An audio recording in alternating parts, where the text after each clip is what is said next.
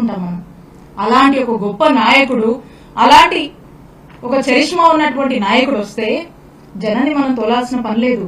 జనానికి just program ఇది, ఇక్కడికి విచ్చేస్తున్నారు అనే ఒక జస్ట్ ఆ ఇన్ఫర్మేషన్ ఉంటే చాలు, స్పాంటానియస్ గా, న్యాచురల్ గా, తండోపతండాలుగా ఎంతో మంది జనం తరలి వచ్చి ఆయన్ని చూసేద్దాం, దగ్గరగా చూసి వెళ్దాం అని వచ్చేటువంటి ప్రజలు మరి ఇదే రకంగా సత్తెనపల్లిలో కూడా అంత పెద్ద ఎత్తున జనం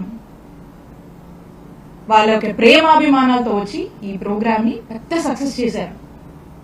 not even caring any of the restrictions of the పోలీసులు ఆ ముందర చూసాం మనం, మాతో సహా మండల స్థాయి నాయకులు, గ్రామ స్థాయి నాయకుల వరకు కూడా కంటిన్యూస్ గా నోటీసులు ఇస్తూ, బెదరగొడుతూ, భయపెడుతూ, రేపు వస్తే కేసులు కడతారేమో, రేపు ఏం జరుగుతుందో అనేటువంటి ఒక కన్ఫ్యూజన్ లో పెట్టి, ప్రోగ్రామ్ అసలు ఉందా లేదా అనేటువంటి ఒక కన్ఫ్యూజన్ ఇంకొక దశలో క్రియేట్ చేసి ఎంత అడ్డం పడ్డారో ఆ అడ్డాలన్నీ కూడా తొలగించుకొని చుట్టూరా ఎక్కడ పడితే అక్కడ బార్గెటింగ్స్ పెట్టారు.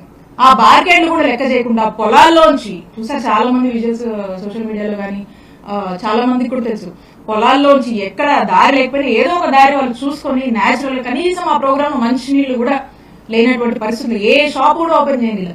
పొద్దు నుంచి పెద్ద ఎత్తున మీరు రెస్ట్రిక్ట్ చేసినా కూడా ఎక్కడ ఎవరు దేనికి ఆశపడకుండా, దేనికి భయపడకుండా మా అభిమాన నాయకుడు జగన్మోహన్ రెడ్డి గారిని చూడాలి అని చెప్పి అవ్వలతో సైతం యంగ్స్టర్స్ అయితేనేమి, మహిళలు అయితేనేమి పెద్ద ఎత్తున వచ్చి మా నాయకుడిని చూడాలని పొలాల్లోంచి నడుస్తూ వచ్చి పొద్దు నుంచి కూడా ఆయన వచ్చే వరకు కూడా వెయిట్ చేసినటువంటి ఒక గొప్ప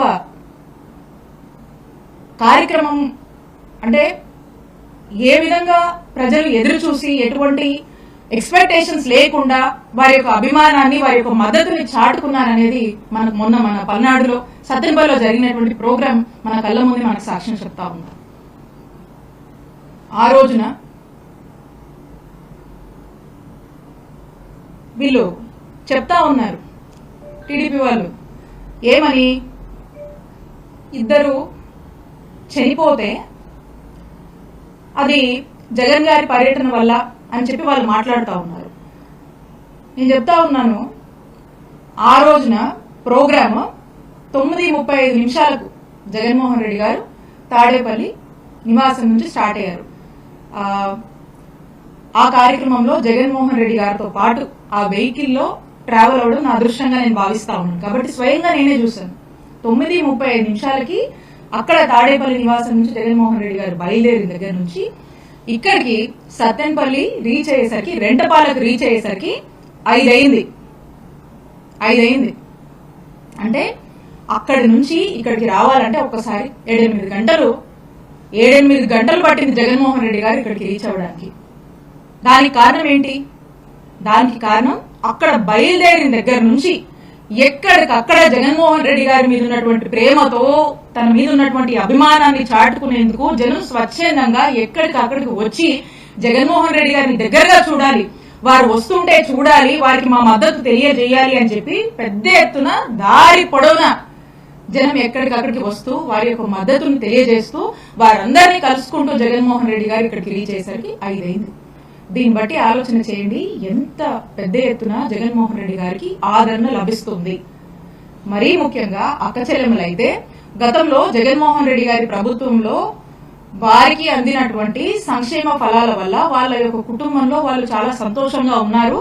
ఆ యొక్క కృతజ్ఞతని తెలియజేయడానికి రోడ్డెక్కి జగన్మోహన్ రెడ్డి గారిని మహిళలు కూడా, అన్నా మీకు అండగా మేము ఉన్నాము, మీ టైంలో మాకు ఈ పథకాలు వచ్చినాయి, మేము చాలా సంతోషంగా ఉన్నాం, ఇప్పుడు మాకేమీ రావట్లేదు అని చెప్పి మహిళలు వచ్చి జగన్మోహన్ రెడ్డి గారితో చెప్తా ఉన్నారు.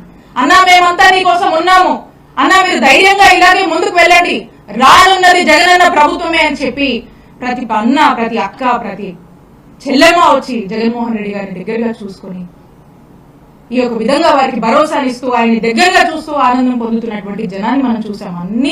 అన్ని విజువల్స్ అన్ని అవైలబుల్ ఉన్నాయి, అన్ని సీసీ ఫుటేజెస్ దొరుకుతుంది. పోలీసులు కూడా ఉన్నారు కదా, అక్కడ ఇక్కడ పోలీసులు వచ్చేటువంటి జనాన్ని ఆపుతూ వాళ్ళని అవసరమైతే కొట్టడానికి కూడా సిద్ధమయ్యి వాళ్ళని దగ్గరగా రాకుండా చెదరగొట్టే ప్రయత్నంలో పోలీసులు కూడా ఉన్నారు కదా, వాళ్ళకు కూడా తెలుసు కదా.